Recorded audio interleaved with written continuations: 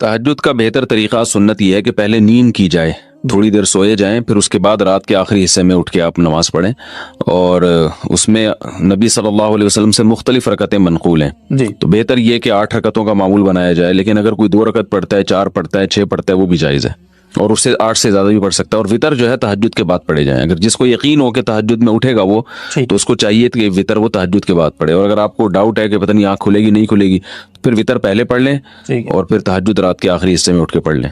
میں ایک واقعہ سناتا ہوں، شاید حضرت ڈاکٹر عبدالحی رحمہ اللہ ہے یا مولانا عاشق الہی رحمہ اللہ کا، وہ بزرگوں میں سے کسی ایک بزرگ کا واقعہ ہے۔ ان کا تہجد کا معمول تھا، روزانہ پابندی سے تہجد پڑھا کرتے تھے۔ ایک دن بیمار بھی تھے، تھکاوٹ بھی تھی، تو فرماتے ہیں کہ بیماری اور تھکاوٹ کی وجہ سے تہجد میں جب آنکھ کھلی تو اٹھنے کا دل نہیں چاہا۔ اب یہ پورا واقعہ ذرا غور سے سنو اور اپنے اوپر فٹ کرو۔ اچھا، ان کا تہجد کا پروگرام ہوتا تھا تو غالباً مصلی پہلے سے رات کو بچھا کے رکھتے تھے، ورنہ شیطان نہ یہ ورغلاتا ہے، ابے ابھی اٹھو گے، ابے پھر جا کے مصلی تلاش کرو گے، ابے پھر یہ چھوڑو یار، تو یہ سارے انتظامات پہلے سے کر کے رکھا کرو۔ تو وہ انہوں نے کہا کہ سستی ہو رہی ہے، اٹھا نہیں جا رہا، نیند بھی آ رہی ہے، کیا کریں؟ اب شیطان کا مقابلہ شروع، شیطان با مقابلہ انسان، کیا خیال ہے؟ اور یہ مقابلہ انسانوں کے ساتھ ہی ہوتا ہے، جو شیطان جیسے شیطان ہوتے ہیں نا، ان سے شیطان کو مقابلے کی ضرورت نہیں ہوتی۔ وہ کہتے ہیں ویسے ہی پڑا ہوا ہے، میرے کہے بغیر ہی پڑا ہوا ہے، کیا خیال ہے؟ میرے کہے بغیر ہی پڑا ہوا ہے، وہ یہ پڑے ہوئے کو اٹھانے کی چندہ ضرورت نہیں ہے۔ تو اب شیطان نے کیا کیا کہ بھائی سو جا، حدیث میں آتا ہے شیطان تھپکی دیتا ہے، سو جا بھائی بہت لمبی رات ہے۔ تو فرماتے ہیں کہ میں اب شیطان سے مقابلہ کیسے کروں، نفس سستی ہے، تو میں نے نفس کو سمجھانا شروع کر دیا اور شیطان کو ٹوپی کرانا شروع، یہ ٹوپی کے میرے الفاظ ہیں، ان کے نہیں ہیں۔ شیطان کو کیا شروع کر دی؟ ٹوپی کرانا۔ جیسے شیطان بھی ٹوپی کراتا ہے، پتہ ہے آپ کو شیطان پتہ ہے کیسے ٹوپی کراتا ہے؟ شیطان کہتے ہیں صرف ایک دن تو ناغہ کروا رہا ہوں تو اس سے روزانہ تو پڑتا ہے نا، یہ ٹوپیاں ہیں کہ بھائی جب ایک دن چھوڑو گے تو پھر اگلے دن بھی چھوڑو گے، سستی ایک دفعہ ہو گئی تو ہونا شروع۔ پھر شیطان یہ بھی ٹوپی کراتا ہے، کوئی فرض تھوڑی ہے تہجد، تو آج سنتیں چھڑوا رہا ہے، کل فرض چھڑوائے گا۔ فرض کیسے چھڑوائے گا؟ بولے گا چھوڑ دے، توبہ کر لینا، توبہ تو قبول ہو جاتی ہے نا بھائی، کتنا بڑا گناہ ہو جائے توبہ تو قبول ہو جاتی ہے۔ تو یہ ہوتے ہوتے وہ آگے بڑھتا ہے، پھر جہنم میں پہنچائے بغیر وہ اطمینان سے نہیں بیٹھتا۔ تو جیسے شیطان ٹوپی کراتا ہے، آپ بھی شیطان کو ٹوپی کراؤ۔ تو انہوں نے شیطان کو کیسے ٹوپی کرائی؟ انہوں نے شیطان کو ایسے ٹوپی کرائی کہ شیطان نے کہا سو جا سو جا بھائی سو جا، انہوں نے کہا بس اٹھ کے بیٹھ رہا ہوں اور کچھ بھی نہیں کر رہا۔ بھائی لیٹا ہوا آدمی اٹھ کے بیٹھ جائے تو یہ تو کوئی مشکل نہیں ہے نا، بھائی میں بیٹھوں گا دوبارہ سو جاؤں گا، پھر تھوڑی دیر بیٹھوں گا، بس کہہ رہے ہیں اٹھ کے بیٹھ گیا۔ بیٹھنا اتنا مشکل نہیں ہوتا سوتے ہوئے، آپ اس کو بتایا جائے نا 2 منٹ بیٹھو پھر لیٹ جانا، کہتے چلو نیند میں آ کے یوں کر کے اٹھے گا بیٹھے گا۔ اب جب بیٹھے ہیں تو شیطان کہہ رہے لیٹ جاؤ، تم نے تو کہا تھا میں صرف بیٹھوں گا۔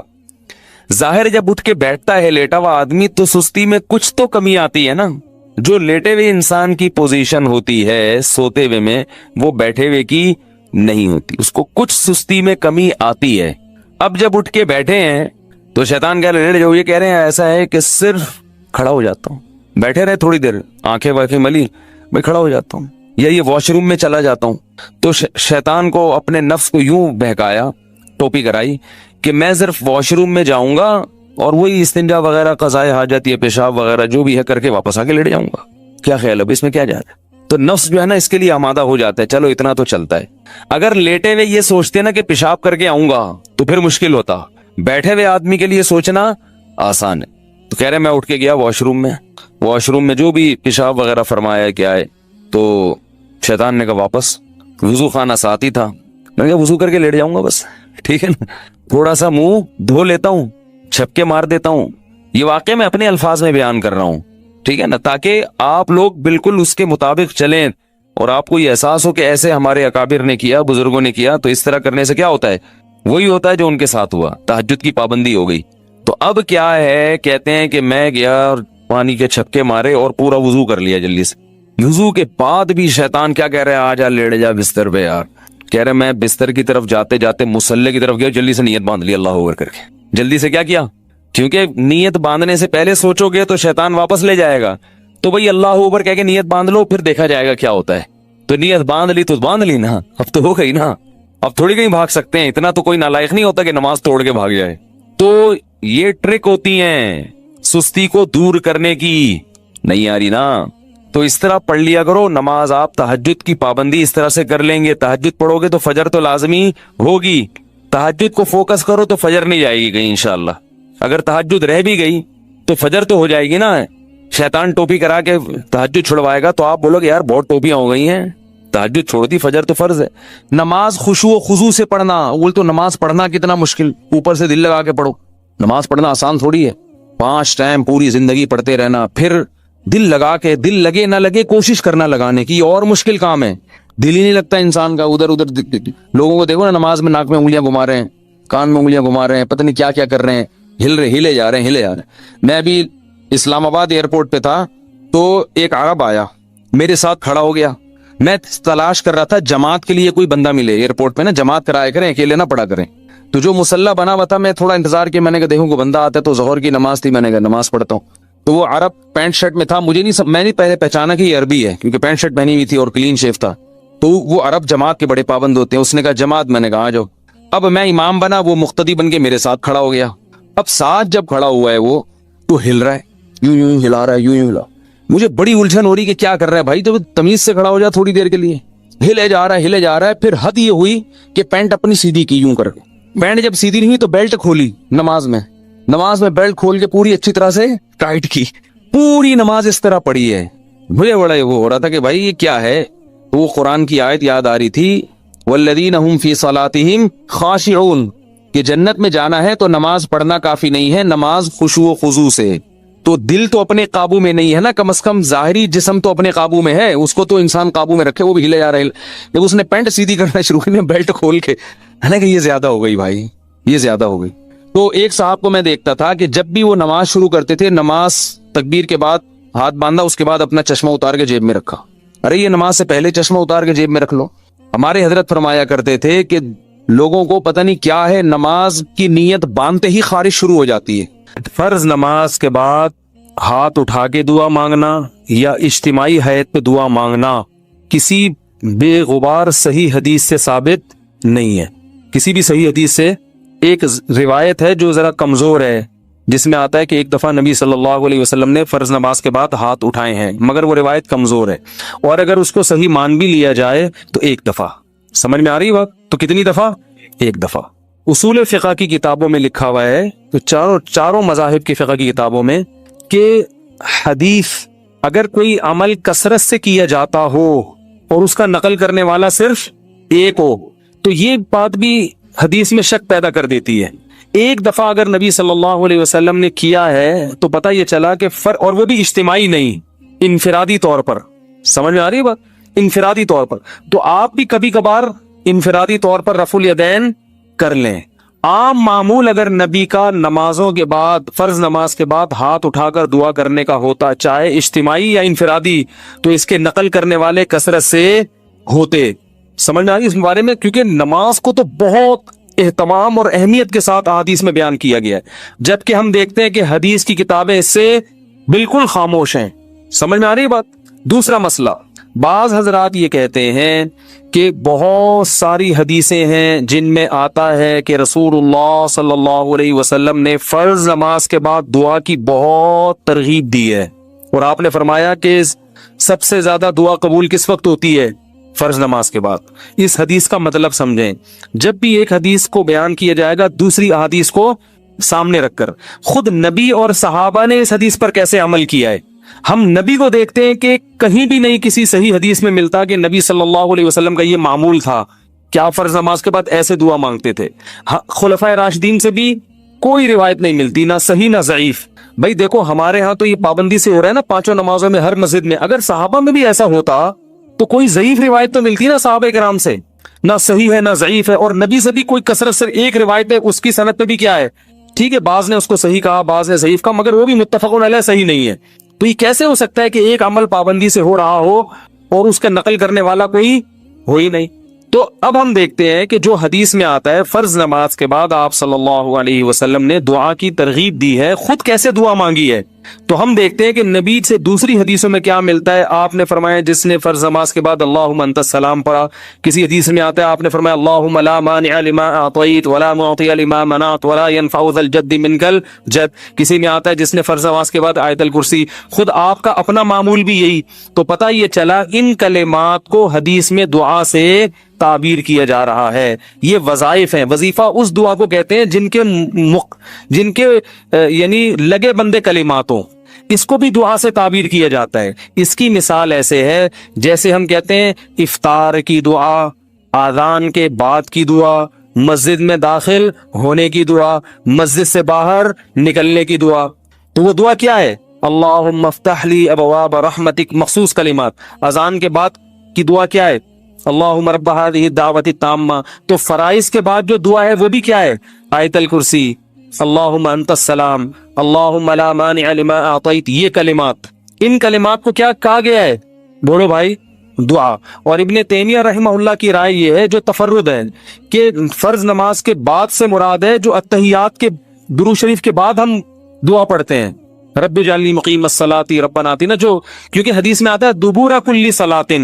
تو دبر کا جو لفظ ہے عربی میں وہ بعد کے معنی میں بھی استعمال ہوتا ہے اور اینڈ کے معنی میں بھی.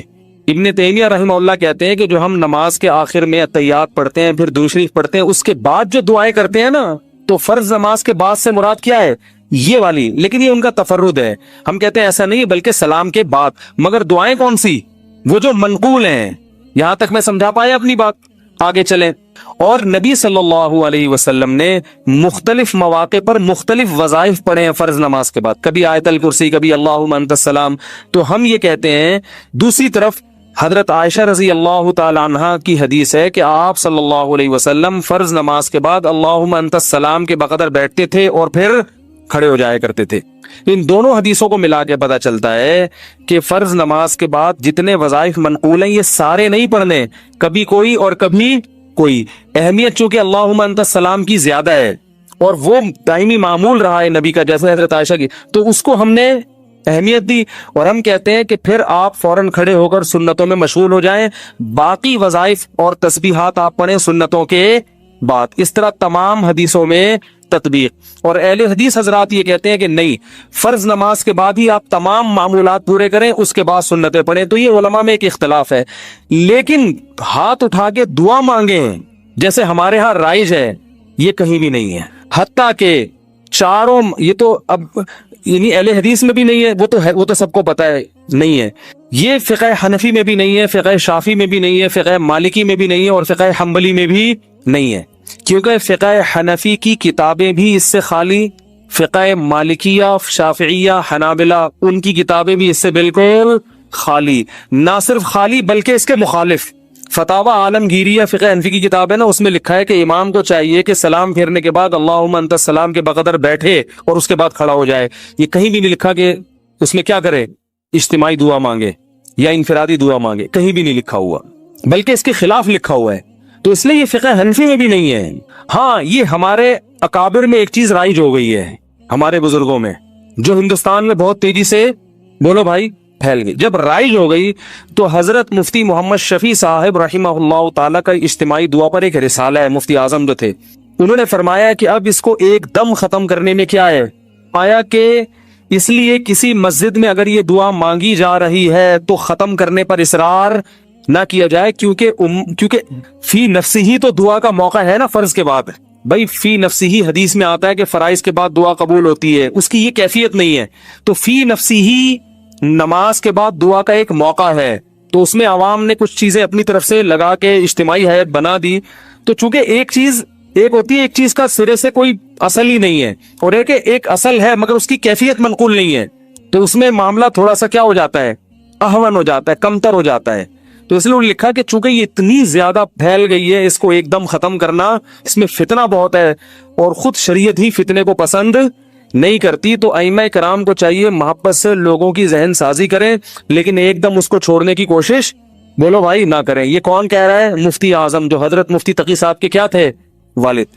اس لیے کہ میرا جب یہ کلپ جاتا ہے نا تو بہت سے لوگ میرے خلاف ایک طوفان کھڑا کر دیتے ہیں کہ یہ حنفی نہیں ہے، یہ پتہ نہیں، یہ تو بزرگوں ہمارے اکابر کے خلاف چل رہا ہے، تو پتہ نہیں کیا کیا لوگ بنانا شروع کر دیتے ہیں.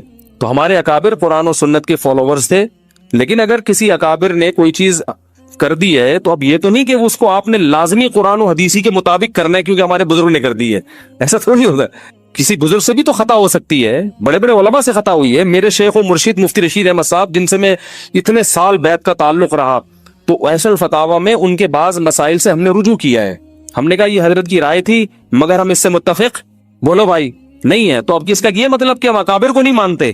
اور ہمارے شیخ نے بعض چیزوں میں اپنے شیخ سے اختلاف کیا ہے، تو یہ تو علماء میں ہر دور میں چلا آ رہا ہے کہ امام ابو یوسف نے بعض چیزیں امام ابو حنیفہ کی نہیں مانی، تو کیا مطلب وہ امام حنیفہ کو ہی نہیں مانتے تھے؟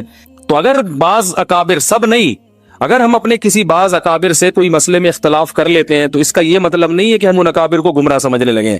بعض لوگ کہتے ہیں آپ کا علم زیادہ تھا، یہ ان علماء کا علم زیادہ تھا، تو میں ان سے کہتا ہوں آپ کا علم زیادہ ہے، مفتی شفیع صاحب کا علم زیادہ ہے نا؟ تو ایسا تھوڑی ہے کہ میرا تفرد ہے، تو حضرت مفتی شفیع صاحب رحمہ اللہ کی بھی رائے تھی، مفتی رشید احمد صاحب بھی بہت بڑے عالم تھے، حضرت مفتی شفیع صاحب کے نائب تھے وہ فتوے میں، ان کا پورا ایصل الفتاوی میں ایک رسالہ ہے کہ فرائض کے بعد رفع الیدین سے دعا نہیں ہے، پورا رسالہ لکھا ہے انہوں نے، تو وہ بھی تو ہمارے اکابر ہی میں سے ہی تھے۔ تو ہاں یہ کہہ سکتے ہیں کہ اکابر میں اس مسئلے میں کیا ہے، اختلاف ہے، تو ٹھیک ہے، آپ کو جس کی رائے زیادہ بہتر لگے آپ اس کی رائے کو فالو کریں، دوسرے کی رائے پر طنز نہ کریں۔ آپ کو اگر میری رائے غلط لگتی ہے تو آپ ان اکابر کی رائے کو فالو کریں، ہم پہ طنز نہ کریں، اور ہمیں اگر یہ رائے صحیح لگتی ہے تو ہم اس رائے کو فالو کریں۔ میں کبھی اس مسئلے پہ کسی دوسرے بزرگوں یا اکابر پر طنز نہیں کرتا۔ مجھے لوگ آ کے بتاتے ہیں کہ فلاں مسجد کے امام اجتماعی دعا کراتے ہیں، میں کہتا ہوں بھائی ٹھیک ہے، وہ اپنی رائے ہوگی ان کی، اس کی وجہ سے نہ اس امام کی توہین جائز، بلکہ میں تو یہاں تک کہتا ہوں میری مسجد میں بھی جب مؤذن صاحب پڑھاتے ہیں نماز تو وہ اجتماعی دعا کراتے ہیں۔ مؤذن صاحب میں نے کبھی آپ کو منع کیا؟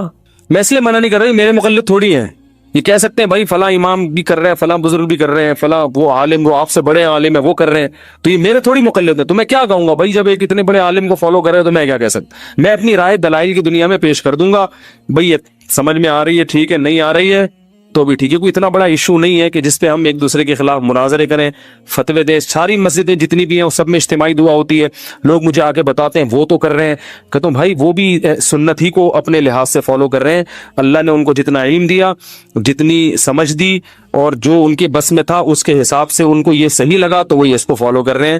میں کسی پہ الزام نہیں لگاتا کہ میں ہی سنت کا ٹھیکیدار ہوں باقی سارے فراڈی ہیں، ایسا نہیں ہے۔ ان جس کی جو سمجھ میں اختلاف تو ہوتا ہے نا مسائل میں علماء کا، تو جب اختلاف تو ہوتا ہے نا تو پھر اس لیے وہ تو کوئی بات نہیں، امام ابو یوسف کا امام ابو حنیفہ سے اختلاف ہوا تو یہ تو نہیں کہ وہ غلط ہو، دونوں صحیح ہیں، امام شافعی کا امام ابو حنیفہ سے ہوا تو پھر بھی دونوں صحیح ہیں۔ تو آپ کو جس کی بات سمجھ میں آ رہی ہے فالو کریں، کسی پر کیچڑ نہ اچھالیں۔ دلائل کی دنیا میں مجھے یہ بات زیادہ سمجھ میں آ رہی ہے کہ اگر یہ چیز سنت ہوتی تو صحابہ کرام سے منقول کیوں نہیں ہے؟ لو کان خیرا ما لسبقونا الیہ، صحابہ، تابعین، ائمہ اربعہ اور ہماری جو عربی فتاوی کی کتابیں ہیں ان میں اس کا تذکرہ ہوتا نہیں ہے، تو پھر یہ بات ہمیں سمجھ میں نہیں آتی۔ سمجھ لیں بات کو۔ باقی میں بار بار یہ کہتا ہوں کہ اہل حدیث کی ہر بات کو غلط قرار دینا یہ بھی صحیح نہیں ہے۔ بعض لوگ نے کیا کیا، چونکہ اہل حدیث نے کہا ہے لہذا غلط ہی ہوگا، تو یہ موقف بھی غلط ہے۔ لا یجرمنکم شنآن قوم علی الا تعدلوا، قرآن کہہ رہا ہے ایمان والو کسی قوم کی دشمنی تمہیں اس بات پر نہ ابھارے کہ تم حق کا دامن چھوڑ دو۔ اگر اہل حدیث نے کوئی بات درست کی ہے تو آپ کو ماننی چاہیے، غلط کی ہے تو آپ کو بتانا چاہیے۔ ہم تو اہل حدیث کی بہت سی چیزوں کو ہم غلط بھی کہتے ہیں لیکن بہت سی چیزوں کو ہم صحیح بھی کہتے ہیں، اور بہت سی چیزوں کو ہم یہ کہتے ہیں کہ اس میں دونوں طرف احتمال ہے، دونوں رائے، اجتہادی مسئلہ ہے، یہ بھی صحیح ہو سکتا ہے وہ بھی صحیح ہو سکتا ہے، تو اعتدال کا جو راستہ ہے نا وہ نہیں چھوڑنا چاہیے۔ تو میں کیوں مانگتا ہوں؟ پہلی بات میں اجتماعی نہیں مانگتا، میں فرض کے بعد اجتماعی دعا نہیں مانگتا، میں اللہم انت السلام پڑھتا ہوں صرف، اور رفع الیدین ہلکا سا کرتا ہوں کیونکہ لوگوں میں تحمل نہیں ہے۔ اگر میں نے یہ بھی نہیں کیا تو اگلی نماز میں پبلک شارٹ کر دے گی مجھے، چلو کوئی بات نہیں، شارٹ کر رہے گی تو کیا ہوگا، دین کا سارا سلسلہ کیا ہو جائے، کسی اور مسجد میں جائیں گے تو وہاں بھی شارٹ، تیسری مسجد میں گئے وہاں بھی، تو شارٹ ہوتے ہوتے نتیجہ کیا نکلے گا، اپنا ایک الگ فرقہ جو لوگ کر رہے ہوتے لانچ ہو رہا ہوگا، اور اس کا نام کیا ہوگا، اجتماعی دعا بدعت، یہاں سے شروع ہوگی۔ تو امت کو ایک ایسے کام میں لگائیں گے جس کی شریعت میں کوئی خاص اہمیت بولو بھائی نہیں ہے، تو چونکہ فی نفسی ہی ایک چیز جائز ہے، اس کو سنت سمجھنا غلط ہے. تو فی نفسی جب ایک چیز کا جواز ہے اور فی نفسی موقع بھی ہے تو اس گنجائش سے فائدہ اٹھاتا ہوں کہ بھائی چلو فی الحال اتنا کر لو انفرادی، اور اللہم انت السلام پڑھو اس میں، اور تھوڑی دیر رفع الیدین کر لو، عوام کو باقی سمجھاتے رہو. جب یہ مسجد کے نمازیوں میں تحمل پیدا ہو جائے گا، ہم بڑے ہو جائیں گے، بزرگ بن جائیں گے، سفید داڑھی ہو جائے گی، عمر کمر جھک جائے گی، ہم سے بڑے بڑے اکابر دنیا میں موجود ہیں، لوگ کہہ رہے ہیں بھائی ہم ان سے فتویٰ لیں گے آپ سے کیوں لیں، تو ان کو میں نہیں سمجھا، ان لوگوں کو میں بھی اس بات پہ قائل نہیں کر سکتا. تو جب ہم بوڑھے ہو جائیں گے اگر زندہ رہے تو پھر ایک لوگوں کو ہوگا کہ بھائی یہ بھی ایک بزرگ بن چکے ہیں، اب پتہ نہیں وہ دن آئے گا کہ نہیں آئے گا، لیکن اگر ایسا ہو گیا تو پھر ہم چھوڑ دیں گے. مفتی ظفر علی صاحب کی طرف بولیں گے یہ جائز ہے یہ ناجائز ہے، کسی کے باپ میں دم میں تو کر کے دکھا دیں. ٹھیک ہے، حضرت مفتی ظفر علی صاحب جو ہیں وہ جب فتویٰ دیتے ہیں تو ان کی مسجد بھی ذاتی ہے، ان کے مقتدی بھی اخپل ہیں، اپنے ہیں، کسی کی پرواہ بھی نہیں کرتے. فتویٰ دیا، سمجھ میں آیا ٹھیک ہے، نہیں آیا دفعہ یہاں سے چل نکل، تو ہم کہاں جائیں گے بھائی. اب آپ کہہ سکتے ہیں یہ تو دین بیچنا ہوا ہے، یہ تو کیا ہوا کیونکہ کلپ آئے گا فوراً، یہ تو دین، یہ دین بیچنا نہیں ہے. دین کا کام بڑے کام کرنے کے لیے چھوٹے مسائل کو برداشت کرنا. اگر ہمیں مسجد نکال دے یا ادھر سے بھی نکل جائے تو ہمیں دنیاوی لحاظ سے فائدہ ہی ہوگا، نقصان نہیں ہوگا. سب سے پہلے میں اپنا بزنس کروں گا، ٹھیک ہے نا، بزنس کمپنی بنا کے ٹائٹ طریقے سے کیا کروں گا جو میں ابھی نہیں کر سکتا، اپنے کاروبار کو ٹائم نہیں دے سکتا تو میں کاروبار کو ٹائم دوں گا، نوٹ چھاپوں گا تمیز سے بیٹھ کے جو ابھی نہیں چھاپ سکتا میں. تو یہ مصلحت جو میں اختیار کر رہا ہوں اپنی ذات کے لیے نہیں بلکہ تاکہ دین کا کام ہوتا رہے. اور دوسرا لوگوں سے وہ بات جو لوگوں کی مینٹل اپروچ سے اوپر ہوتی ہے، حدیث میں آتا ہے کلم الناس علی قدر عقولہم، لوگوں کی مینٹل اپروچ سے اوپر باتیں نہ کرو. تو یہ مسئلہ پبلک کی مینٹل اپروچ سے کیا بن چکا ہے اوپر، کیونکہ بہت سارے علماء کر رہے ہیں تو اب لوگ کہیں گے یار وہ علماء نہیں ہے، تو پھر یہی ہے کہ بھائی چلو درمیانی راہ اختیار کرو، چلاؤ بس. تو اس لیے ہم یوں کرتے ہیں اللہم انت السلام و منک السلام و تبارکت یا ذا، چلو اس سے کیا ہو رہا ہے یار. اور بیانات میں بتاتا رہتا ہوں کہ اتنا بھی ثابت نہیں ہے، کبھی کبھار کر لے تو ٹھیک ہے، کبھی کبھار رفع الیدین بھی ٹھیک ہے، کبھی کبھار لوگوں کو اجتماعی دعا بھی ٹھیک ہے، لوگوں کو تعلیم دینے تو احیاناً تو ٹھیک ہے. اس کا معمول بنا لینا، اتنا معمول کہ جو نہ کرے اس کو لوگ ملامت کریں، بلکہ معمول بھی اس حد تک غلط نہیں ہے کہ چلو ایک آدمی کو ہاتھ اٹھا کے دعا میں زیادہ دل لگ رہا ہے تو مانگ لے، تو پابندی بھی تو نہیں ہے نا، لیکن اتنا اس پہ التزام کہ نہ کرنے والے کو ملامت کی جائے. مسجدوں میں جو اجتماعی دعائیں ہر نماز کے بعد ہو رہی ہیں اس کو بھی غلط نہیں کہیں گے. غلط کیا ہے؟ جو نہیں مانگے اس کو کیا کہتے ہیں؟ اس پہ ملامت ہوتی ہے. یہ بہت غلط چیز ہے. تو اس لیے اگر اہل حدیث کے ہاں نہیں ہوتی تو اچھی بات ہے، چاہے ہمارے ہاں بھی نہ ہو. مفتی رشید احمد صاحب کے ہاں ہم نے کئی سال رہے ہیں، ایک نماز کے بعد بھی انہوں نے کبھی دعا نہیں منگوائی، کبھی بھی نہیں، اور رفع الیدین سے بھی دعا نہیں کرتے تھے. باقی پھر سنتوں کے بعد اپنی دعا مانگتے تھے گھنٹوں گھنٹوں. دعاؤں کا تو حضرت کو ایسے عاشق تھے کہ حضرت سے جب کوئی آ کے کہتا تھا کہ حضرت دعا کر دیں، حضرت رفع الیدین کے بغیر دعا کر دیتے تھے. کہتا تھا ہاتھ اٹھا کے دعا کریں، حضرت فرماتے تھے جب میں ہاتھ اٹھاتا ہوں تو پھر جلدی گراتا نہیں. فرمائے پھر میں کہتا ہوں جس کے دربار میں ہاتھ اٹھائے ہیں وہ اتنا بڑا بادشاہ ہے، پھر تو وہ پھر ایسے ہی ہوتا. ہمارے حضرت جب دعا پہ آتے تھے اتنی لمبی دعا. ایک دفعہ حضرت نے نماز کے بعد لوگوں نے کہا دعا مانگے، حضرت نے کہا چلو تو بہت اصرار کر رہے تو مانگتے ہیں. سندھ میں تھے حضرت، تو حضرت نے پھر ہاتھ اٹھا لیے. پھر حضرت کو تو دعا میں اتنا مزہ آتا تھا، گم ہو جاتے تھے، ایسا گم، پیچھے پبلک شاٹ، ایک بھاگا کھسکا، دوسرا کھسکا، تیسرا، ہوتے ہوتے آخر میں حضرت رہ گئے. اگلی نماز پڑھائی حضرت نے، کسی نے نہیں کہا، انہوں نے کہا بغیر دعا، بغیر اجتماع کے ہی بہتر ہے. تو ہمارے حضرت کو دعا میں بہت لطف آتا تھا. جب دعا شروع کرتے تو بس ایک بیان میں حضرت جب بیان کرتے کرتے شاعری شروع کرتے اللہ کی محبت میں، اس میں حضرت کا جیسے میرا بیان ہوتے ہوتے شادیوں پہ ہے تو پورا ٹاپک چینج نا، ایک دم شادیاں شروع ہو جاتا ہے. تو ہمارے حضرت جب اللہ کی محبت پہ آتے تھے نا بیان کے دوران، موضوع کچھ اور چل رہا ہے، جہاں اللہ کی محبت آ گئی ٹاپک چینج، حضرت کا رنگ چینج ہو جاتا تھا. اور پھر جو اللہ کی عشق میں اشعار شروع کرتے، فرماتے ارے کدھر چلا گیا، یہ کہتے تھے، کہتے ہیں پھر مزہ ہی آ گیا، پھر وہی چلتا رہتا تھا. بڑا مزہ آتا تھا ہمیں بھی، کیونکہ وہ دل کی جو اللہ کی محبت کی جو چنگاری تھی وہ چہرے سے جھلکتی تھی، وہ بیان میں جھلکتی تھی. تو آج ہم جیسے خشک مولوی مارکیٹ میں پیدا ہو گئے ہیں، ٹھیک ہے، تو اہل اللہ سے مضبوط تعلق پیدا کریں، اس سے اللہ کی محبت کی چنگاری پیدا ہوتی ہے. بعض لوگ جب سنت پڑھتے ہیں نا نماز میں تو نیت دل میں کر رہے ہوتے ہیں کہ یہ نماز واسطے رسول کے.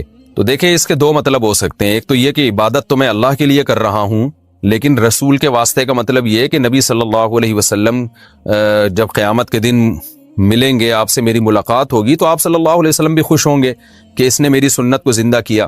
تو اس مفہوم کے تحت وہ یوں کہہ رہا ہوتا ہے کہ اللہ کے رسول کے واسطے، یعنی عبادت تو اللہ ہی کے لیے، لیکن رسول اللہ صلی اللہ علیہ وسلم کی شفاعت کا میں مستحق بن جاؤں، اور آپ صلی اللہ علیہ وسلم کی سے جب بروز محشر ملاقات ہو تو آپ صلی اللہ علیہ وسلم اس سے خوش ہوں گے کہ چل بھائی تو نے میری سنت کو ماشاءاللہ زندہ کیا. تو یہ نیت ہو سکتی ہے. اور دوسری نیت یہ ہو سکتی ہے کہ میں یہ رسول کو خوش کرنے کے لیے نماز پڑھ رہا ہوں، یعنی یہ نماز ہے ہی رسول کے لیے، اللہ کے لیے نہیں ہے. تو یہ تو خالص شرک ہے. عبادت تو صرف اللہ کے لیے ہوتی ہے. لیکن اگر پہلی والی نیت ہے نا تو وہ شرک تو نہیں ہے، لیکن بہرحال شرک کا ذریعہ بن سکتی ہے وہ. تو اس لیے ہم جب نماز میں نیت کریں تو بس اللہ کے لیے پڑھ رہا ہوں، اتنا کافی ہے. باقی نبی صلی اللہ علیہ وسلم تو بروز محشر جب آپ کے علم میں یہ بات لائی جائے گی کہ یہ سنتوں کو بھی زندہ رکھتا تھا، تو آپ صلی اللہ علیہ وسلم کی رضا تو ہمیں انشاءاللہ ملے گی، اور آپ صلی اللہ علیہ وسلم کی شفاعت کا ذریعہ یہ چیز بنے گی، اور حوض کوثر سے پانی پینے کا ذریعہ بنے گی. تو ایسی نیت کرنا جس میں شرک کا وہم بھی ہونا، اس نیت سے ہمیں اجتناب کرنا چاہیے، کیونکہ عبادت ہے نا. عبادت میں پھر شرک میں اور توحید میں بڑا باریک سا فرق رہ جاتا ہے. تو عبادت کو ایسی نیت ہو کہ بالکل آپ اس کو ایکسپلین کر سکیں. تو ایسے مبہم الفاظ نیت میں نہیں کہنے چاہیے، نہ سوچنے چاہیے. تو سیدھا سیدھا نیت کریں، بس اللہ کے لیے میں نماز پڑھ رہا ہوں، بس اتنی نیت کافی ہے. پہلے سوال ہے جی محمد صاحب انڈیا، محمد صاحب کی طرف سے جو انڈیا سے ہیں، کیا نماز میں نیت کے لیے یہ کہنا ضروری ہے کہ میں 4 رکعت فرض نماز پڑھ رہا ہوں، منہ میرا کعبہ شریف کی طرف، امام صاحب کے پیچھے، یا دل میں ہی پتا ہو کہ آپ 4 رکعت فرض پڑھ رہے ہیں تو یہ بھی کافی ہوگا؟ دیکھیں، یہ کہ منہ میرا کعبہ شریف کی طرف اور اس امام کے پیچھے، تو منہ تو کعبہ شریف کی طرف ہوتا ہے تو نماز ہوتی ہے، اس لیے اس کی نیت ضروری نہیں ہے. باقی یہ کہ امام کے پیچھے میں دل میں اتنا ارادہ کافی ہے کہ میں جماعت سے نماز پڑھ رہا ہوں، اب اکیلا نہیں پڑھ رہا. بعض دفعہ انسان صف میں کھڑا ہوتا ہے، اپنی نیت باندھ لیتا ہے، تو دل میں بس اتنا ارادہ ہوتا ہی ہے. جب آپ صف میں کھڑے ہیں تو اور کیا کرنے کے لیے کھڑے ہیں؟ اپنی نماز تھوڑی پڑھنے کے لیے کھڑے ہیں. تیسرا مسئلہ یہ کہ 4 رکعت فرض پڑھ رہا ہوں، 2 رکعت فرض پڑھ رہا ہوں، یہ نیت لغو ہے. آپ فجر کے 2 فرض پڑھ رہے ہیں اور آپ نیت یہ کریں میں 4 پڑھ رہا ہوں، تو بھی فجر کے 2 ہی ہوں گی، اس سے کوئی فرق نہیں پڑے گا، کیونکہ وہ اللہ کی طرف سے پہلے سے 2 رکعت متعین ہے. آپ کے 4 کہنے سے وہ فرق نہیں پڑے گا. ظہر میں آپ نے یہ نیت کر لی کہ میں ظہر کی 2 رکعت پڑھ رہا ہوں، تو بھی نماز آپ کی ہو جائے گی، کیونکہ ظہر کی 4 رکعت ہوتی ہیں، 2 ہوتی نہیں ہیں. سفر میں آپ نے 2 پڑھنی ہے، اگر آپ نے یہ نیت کر لی میں 4 پڑھ رہا ہوں تو بھی 2 ہی پڑھنی پڑیں گی اور نماز ہو جائے گی، کیونکہ سفر میں اللہ کی طرف سے 2 متعین ہے. تو صرف اتنی نیت کرنی ہے کہ ظہر ہے یا عصر ہے، کیونکہ ظہر میں آپ کے پاس یہ بھی آپشن تھا کہ آپ پچھلی کوئی قضا پڑھ لیں، یہ بھی آپشن تھا کہ سنت پڑھ لیں، یہ بھی آپشن تھا کہ فرض پڑھ لیں. تو یہ 3 آپشن تھے آپ کے پاس، تو ان میں سے ایک کو آپ نے خود متعین کرنا ہے کہ فرض پڑھ رہا ہوں یا سنتیں. نمبر 2، ظہر پڑھ رہا ہوں یا پچھلی کوئی قضا پڑھ رہا ہوں. تو جب آپ نے یہ نیت کر لی کہ نہیں جی ظہر ہے، تو 4 رکعتیں 2 رکعتیں یہ لغو کام ہو جائے گا، اس کی ضرورت نہیں ہے. بس اتنی نیت کہ ظہر ہے اور فرض ہے، بس. یعنی فرض سے میری مراد کہ ظہر ہے، آج کی ظہر ہے، یہ بھی ضروری نہیں کہ فرض ہے، کیونکہ ظہر تو ہے ہی فرض، تو سنت نہیں ہے. سنتیں پڑھ رہے ہیں تو دل میں یہ نیت ہو کہ یہ ظہر میں سنت پڑھ رہا ہوں، میں فرض نہیں پڑھ رہا. تو بس اتنی کافی ہے. آج کل نیتوں میں بہت زیادہ غلو ہونے لگا ہے. نماز میں نیت ضروری ہے یا تکبیر کہنا کافی ہے؟ فرض نماز میں نیت کرنی ہوگی یا صرف اللہ اکبر بولنا ہوگا؟ اگر نیت کرنی ہوگی تو وہ اردو میں کریں یا عربی میں کریں. سلمہ صاحبہ دبئی سے، دیکھیں نیت نماز میں ضروری ہے، لیکن نیت دل کے ارادے کا نام ہے، اور دل میں ارادہ انسان اپنی زبان میں ہی کرتا ہے جو اس کی مدر لینگویج ہے. بس دل میں نیت کرتا ہے میں نماز پڑھ رہا ہوں، تو بس اتنا کافی ہے. پھر جو نماز ہے اس کی نیت کر لیں، ظہر کی ہے تو ظہر کی نیت کر لیں، عصر کی ہے تو عصر کی، فرض کی ہے تو فرض کی کر لیں. بس دل میں نیت کافی ہے، اس کا انگلش عربی اردو سے کوئی تعلق نہیں ہے. نماز کی نیت کیا زبان سے ضروری ہے؟ نماز کی نیت کا کیا حکم ہے؟ دل میں نیت کافی ہے یا لفظوں سے نیت کرنا ضروری ہے؟ ابرار احمد سومرو سکھر سے. نہیں جی، نیت تو دل کے ارادے کا نام ہے، بلکہ فقہا نے لکھا ہے کہ دل میں ارادہ تھا ظہر پڑھ رہا ہوں اور واقعی ظہر کی نماز تھی، زبان سے نکل گیا کہ عصر پڑھ رہا ہوں، تو نماز ادا ہو جائے گی، اس لیے کہ دل میں صحیح ارادہ کیا ہوا ہے. اور اگر ظہر پڑھ رہا ہے، دل میں ارادہ کر لیا عصر پڑھ رہا ہوں، زبان سے نکل گیا ظہر پڑھ رہا ہوں، تو نماز نہیں ہوگی. حالانکہ زبان سے صحیح نکلا ہے، لیکن چونکہ دل میں اثر تھا تو نہیں ہوگی. تو اس لیے دل میں ارادہ ہے اصل نماز کے لیے، زبان سے نیت ضروری نہیں ہے. وہمیوں کے لیے فقہا نے لکھا تھا کہ جو وہمی ہوتے ہیں نا، جو ہر وقت وسوسوں میں مبتلا رہیں گے، پتہ نہیں میں نے ظہر کی نیت کی تھی عصر کی، بعض ایسے وہمی ہوتے ہیں، ان کے لیے فقہا نے لکھا ہے کہ وسوسہ دور کرنے کے لیے وہ زبان سے نیت کر لیں، لیکن نارملی شریعت کا حکم یہی ہے کہ انما الاعمال بالنیات، اعمال کا مدار جو نیت پر ہے، تو نیت تمام فقہا کا اتفاق ہے وہ دل کے ارادے کا نام ہے۔ تہجد کی نماز سنت ہے یا نفل؟ تہجد کی نماز سنت ہے یا نفل؟ صادق رفیق انڈیا سے۔ دیکھیں یہ سنت یا نفل یہ ٹرمز ہیں، اصطلاحات ہیں جو ایک دوسرے کے معنی میں بھی استعمال ہوتی ہیں۔ نفل کہتے ہیں اضافی نماز جو فرض نہ ہو، اس لحاظ سے تو تہجد نفل نماز ہے، لیکن ہر نفل پر نبی صلی اللہ علیہ وسلم نے پابندی نہیں کی ہے، اہتمام نہیں کیا ہے، تو جو وہ نوافل جن کا آپ صلی اللہ علیہ وسلم نے اہتمام کیا یا آپ ان کو پڑھا کرتے تھے تو ان کو سنت کہا جاتا ہے۔ تو اس لیے تہجد اس لحاظ سے نفل ہے کہ فرض واجب نہیں ہے، لیکن اس لحاظ سے سنت ہے کہ محض ایک عام نوافل کی طرح اس کی فضیلت نہیں ہے، بلکہ آپ صلی اللہ علیہ وسلم کی عادت تھی، تو اس لحاظ سے یہ سنت ہے۔ تو بہتر لفظ اس کے لیے سنت ہی ہے، اور یہ عام سنت نہیں ہے، اس کی بے پناہ فضیلت ہے۔ قرآن مجید میں اللہ نے اہل جنت کی جہاں بھی صفات بیان کی ان میں تہجد کا بھی عموماً ذکر کیا ہے۔ جیسے قرآن مجید میں آتا ہے کہ الذین یبیتون لربہم سجدا وقیاما، ہمارے جو نیک بندے ہیں وہ راتوں کو ہمارے سامنے سجدہ اور قیام کرتے ہیں۔ اور سورہ سجدہ میں اللہ تعالیٰ کے ارشاد ہے تتجافی جنوبہم عن المضاجع یدعون ربہم خوفا وطمعا، کہ ہمارے نیک لوگوں کے پہلو رات کو بستروں سے جدا ہو جاتے ہیں اور اپنے رب کو پکارتے ہیں خوف اور امید سے۔ تو یہ ساری چیزیں ہیں۔ نبی صلی اللہ علیہ وسلم نے ایک صحابی کے بارے میں فرمایا کہ فلاں کتنا ہی اچھا ہے، کاش وہ تہجد پڑھ لیتا۔ تو اس طرح کی روایات ہیں۔ تو آپ صلی اللہ علیہ وسلم نے عبداللہ بن عمر کے بارے میں فرمایا، ان کو وصیت کی، ان کے بارے میں صحابی سے فرمایا کہ یہ تہجد کا اہتمام کریں تو کیا ہی خوب ہے۔ عبداللہ بن عمر فرماتے ہیں اس کے بعد سے میں نے کبھی تہجد نہیں چھوڑی ہے۔ تو ایسی بہت ساری روایات ملتی ہیں۔ سورہ مزمل کا پورا دوسرا رکوع ہے ہی تہجد سے متعلق۔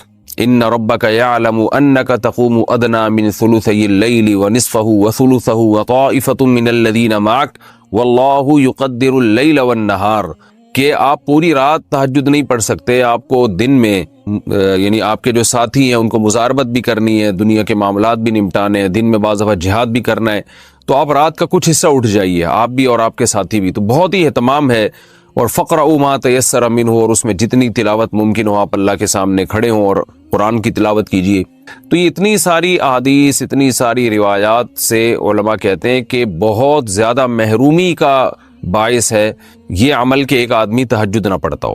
اور آپ صلی اللہ علیہ وسلم نے فرمایا کہ رات کے آخری حصے میں اللہ تعالیٰ آسمان دنیا کی طرف آتے ہیں اور یہ ندا لگاتے ہیں حل من مسترزق ارزق له، حل من مستغفر اغفر له، کوئی ہے مجھ سے روزی مانگنے والا میں اس کو روزی دوں، کوئی ہے مجھ سے گناہوں کی معافی مانگنے والا میں اس کو معاف کروں۔ تو اس لیے رات کو جلدی سونا چاہیے، اور تہجد میں رات کے آخری حصے میں جو تہجد کا ٹائم ہے، جو سب سے اچھا ٹائم ہے، ویسے تو کسی بھی وقت رات کو پڑھی جا سکتی ہے، لیکن سب سے افضل ٹائم ہے کہ آپ سوئیں اور سونے کے بعد رات کے آخری حصے میں اٹھیں اور اس وقت راز و نیاز کریں، اللہ کے سامنے دعائیں مانگیں۔ بہت زیادہ اس وقت دعائیں قبول ہوتی ہیں اور نماز کا بہت ثواب ہوتا ہے۔ ان قرآن الفجر کان مشہودا۔